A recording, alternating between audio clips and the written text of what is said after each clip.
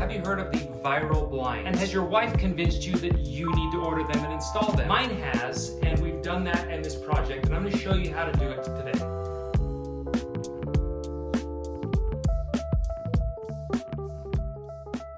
This is our guest room, and while I don't spend a lot of time here, when guests come into town, for some reason we end up giving them our bedroom, and Bonnie and I share this room. When the moon comes in at night, it will keep you awake all night long, and there's not a lot of privacy for changing in this room because it's wide open. Given we live far enough away from our neighbors, it's not that big of an issue.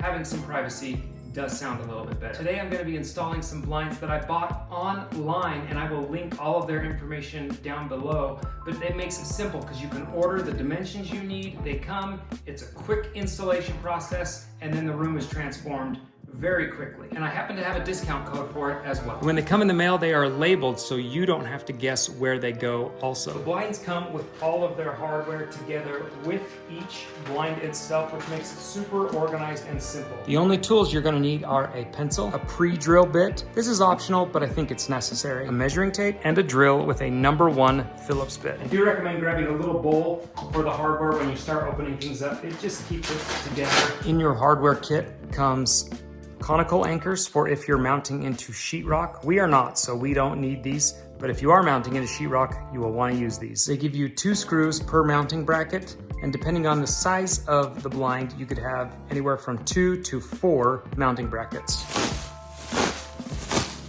This is the top side of our blinds. They will actually hang like so.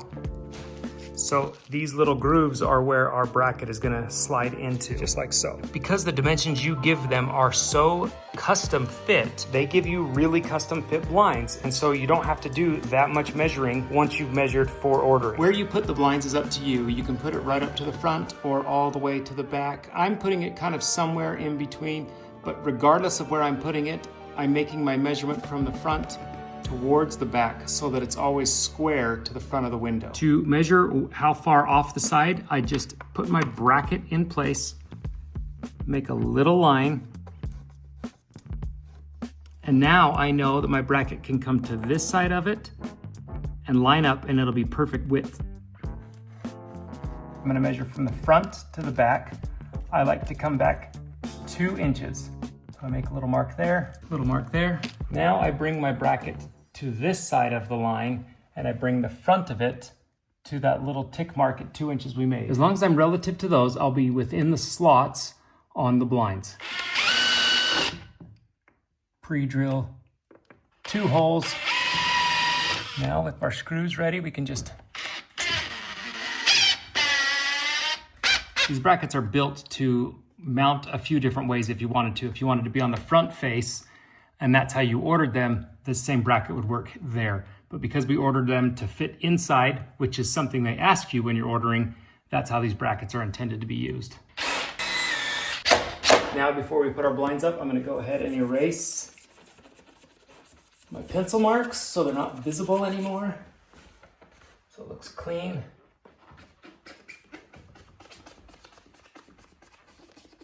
Because putting these little guys on is a little tricky from underneath and doing it blind, since we only have 2 posts that we're putting on, I'm gonna put one on first.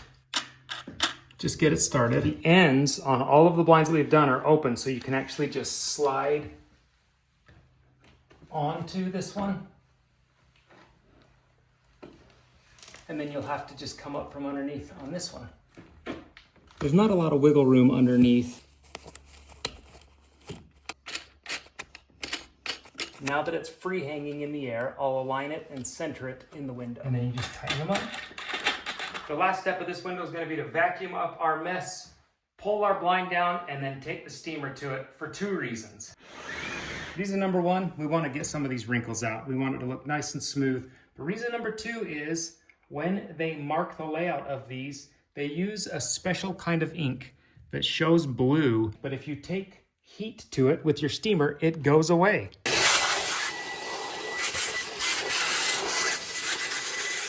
Here is more of that blue ink that they use that disappears with heat, and it's easiest to do it on the ground if you can. So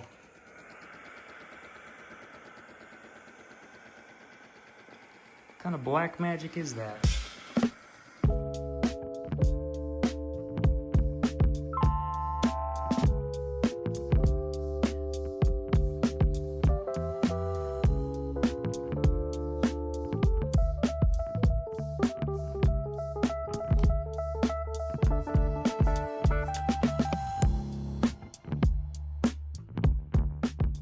Last but not least is this ginormous window. Now, this window is going to go up a little differently. Those ones can technically be a one-man job, but for this window, you're definitely going to want a second set of hands because it's so long and so big. Nothing is heavy, nothing is arduous, it's just long and technical. So you just need a second set of hands. What is great is all of the end brackets and middle brackets, they're all the exact same. So I can measure my end ones the same as I've done these two smaller ones. So we can get that out of the way.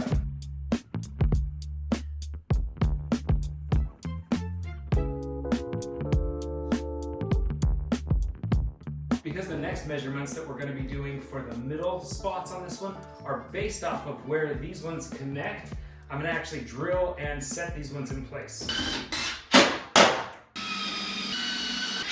If I'm looking at my blind from the end of it, I know I'm going to be coming in somewhere around the 1.25 inch mark. And I know this one's got to come to roughly 30 is almost the center of that.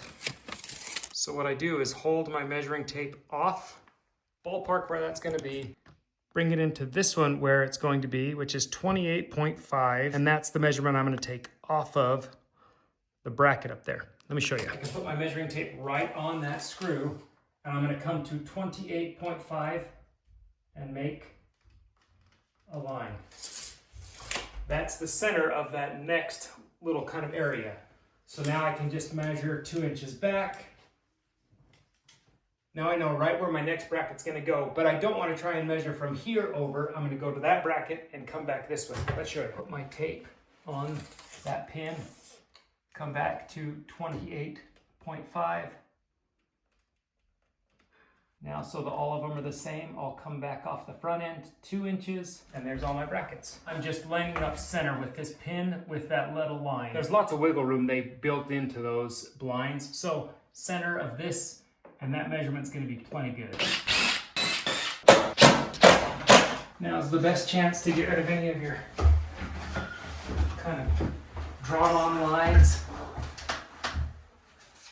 So this is the best time to do it. Unlike the other two where I could start one end, slide it in, and then push it into place, you can't do that on these big ones because lining all 4 of those up is not really possible. So you have to have a second set of hands and just slide it up into place all at once.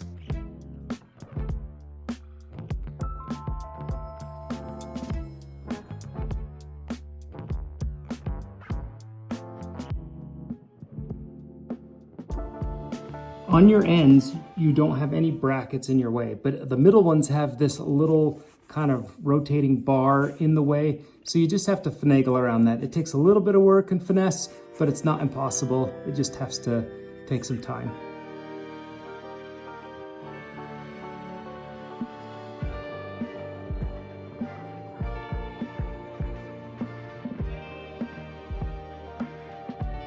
All of our blinds are finally hung, and this room feels different, and I dare say it sounds different. This room was initially very echoey when we started the video, and because we have these curtains, it's diffusing the light, but it's also absorbing some of the sound. So it's taken a little bit of that echo out of the room, which is great. When you order your blinds, there are a lot of different options that you have. For instance, these have a more of a blackout shade option. They're not as see-through as this one. And the reason we did that is because we are actually going to have drapes that will close, and those will be the blackout shade for this room. But you have a ton of different choices when you're ordering your blinds. So I will link that in the description. I will also link the discount code that you guys can use. If you like today's video, give it a thumbs up. If you're new to the channel, subscribe. And until next time, we'll see you guys later.